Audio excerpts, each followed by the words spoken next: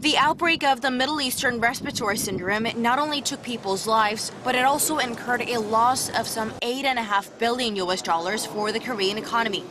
The country's retail and tourism industry was hit the hardest, with 25% of foreign travelers canceling trips to Korea in just the first 11 days of the month of June, while retail market sales fell over 10% and department stores dipped nearly 12% compared to the previous month.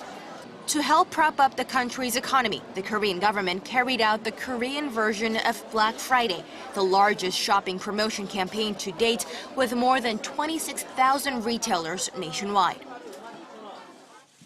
Curtains to the Korea-China FTA parted, opening doors to an inexhaustible growth.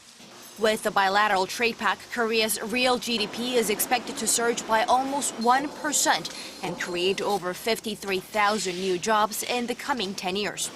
But at the same time, the Korean government was shy on taking bold actions, as in its failure to join the TPP, the Trans-Pacific Partnership, a multinational trade pact, also known as the world's largest free trade deal. Experts say this hesitation may result in big export losses worth over $13 billion in its outbound shipments, weakening the Korean product's competitiveness in the global market. Korea's duty-free landscape took a turn with a change in its key players. Korea's retail giant Shinsegae and heavy industries conglomerate Tusan won the bid to open new duty-free stores in Seoul, and Lotte Group, along with SK Networks, a unit of the SK Group, lost the bid and will have to close its duty-free stores in capital Seoul. This is after an intense competition for duty-free licenses in Korea, as the sector has become a lucrative source of moneymaker for large retailers. What started out as a family issue grew as a muddy succession battle of Lotte Group, attracting some unwanted attention from the government and the public. The prolonged power wrestle all began with the founder Shin Gyuk-ho making a surprise trip to Japan with his first son Shin Dong-ju, who acted through his father to have his younger brother fired from Korea's largest retail giant, Lotte Group. But that plan backfired as the patriarch Shin was demoted to an honorary chairman position by the junior Shin, who had gathered an emergency meeting of the board of directors of the Lotte Holdings, the holding firm of the Lotte Group.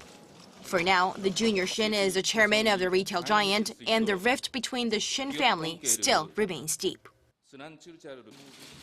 The first internet-only banks will kick off in the coming months after Korea's financial regulator gave out preliminary approval to two consortia, the Kakao Corporation and KT Corporation.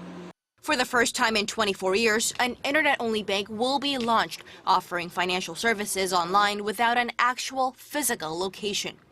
With the start of the fresh business, online-only banks are expected to offer higher interest rates on savings and levy cheaper rates on loans to attract customers.